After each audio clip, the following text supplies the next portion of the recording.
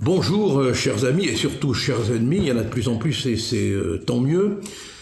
Ma colère aujourd'hui, c'est une colère que tout le monde, je crois, sans aucune exception, sauf chez les très minables, devrait partager.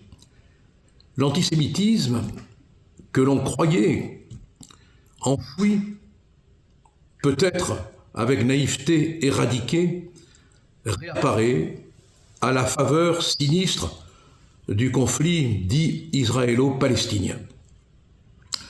Partout en France, même à l'étranger, l'antisémitisme ressort de l'ombre où on le croyait enfoui et frappe. En un mois, rendez-vous compte, en un mois, on dénombre 1100 actes d'antisémitisme en France.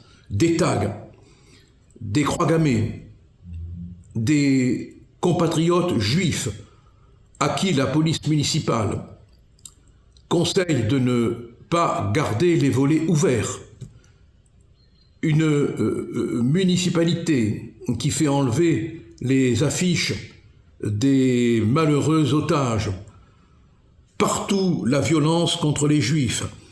À l'université de Paris 8, on peut entendre, on peut voir « Mort à Israël, mort aux juifs », Israël, pays de fils de pute.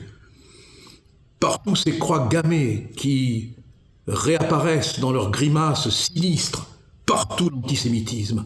Et ce qui est pire aussi, c'est que cet antisémitisme, il a des contrebandiers.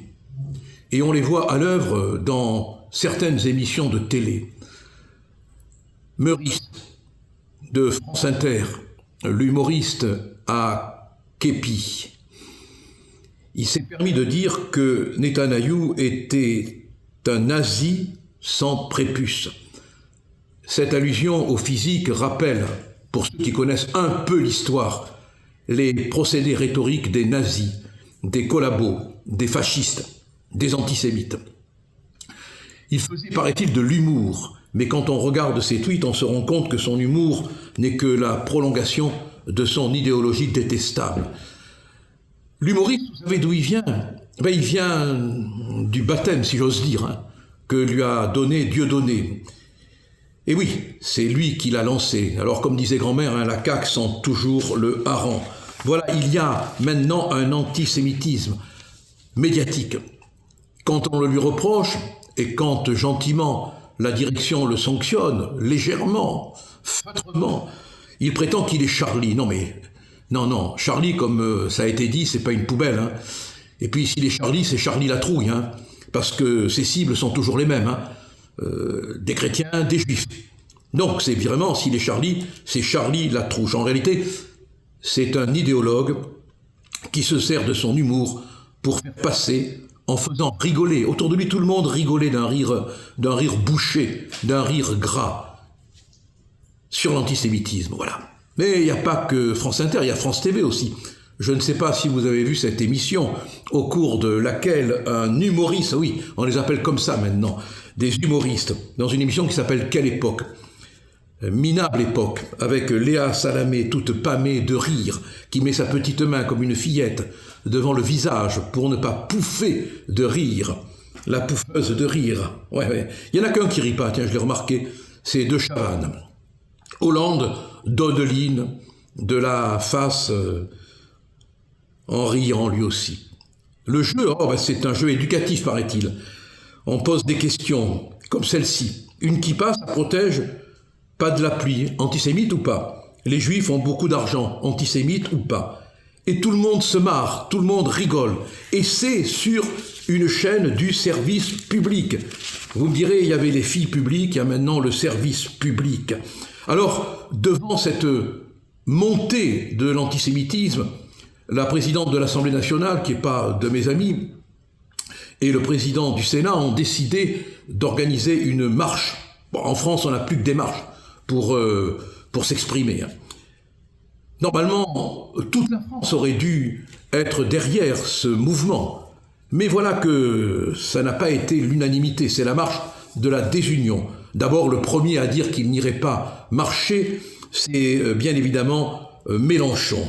Mélenchon qui a fait un premier tweet pour expliquer qu'il n'irait pas au motif que, écoutez bien, les amis du soutien inconditionnel au massacre ont leur rendez-vous, sous prétexte d'antisémitisme. C'est ignoble. Mais comme il s'est rendu compte quand même que ce propos était vraiment clairement significatif de son antisémitisme, il a quelques secondes après, quelques minutes après, quelques temps après, dit qu'il n'irait pas parce qu'il y avait le RN. Ah, heureusement qu'il est là, celui-là. Moi, je ne suis plus, pas plus que je ne suis à Reconquête du reste, parce que je suis persuadé que Pétain a eu un rôle méchant contre les Juifs et qu'il ne les a jamais protégés. Sous prétexte qu'il y a le RN, Mélenchon dit « je n'irai pas ». Menteur, menteur. C'est parce qu'il veut conserver son électorat dans les banlieues et c'est parce qu'il y a chez lui des comportements absolument inacceptables. Mais il n'y a pas que lui. Véran, il va y aller, bien sûr, bon. Mais il a dit que le RN n'aurait pas dû être là, ne devrait pas être là, et il dénonce la présence du RN. Le parti n'aurait pas rompu avec Jean-Marie Le Pen, ose-t-il dire, alors que j'y étais encore à l'époque, en 2015, Jean-Marie Le Pen a été exclu. Alors il était où Véran à ce moment-là?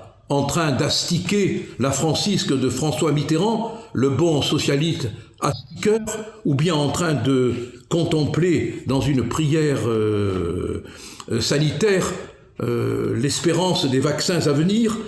Il y a aussi les partis de gauche, 3 partis de gauche, je crois, qui ont dit qu'ils allaient faire un cordon sanitaire avec le RN.